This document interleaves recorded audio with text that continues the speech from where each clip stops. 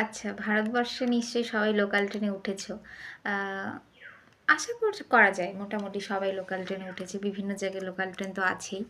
এবার লোকাল ট্রেনের হাতলগুলো দেখেছো তোমরা?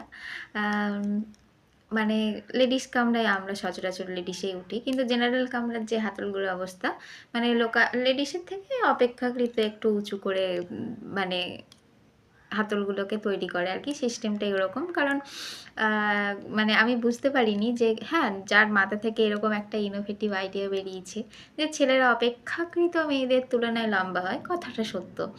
এবার আমার প্রশ্ন হচ্ছে যে যেটা ধরুন অনেক বেটে ছেলে আছে, তারা তো হাতলে হাত পায় না, এখন তারা কি করবে?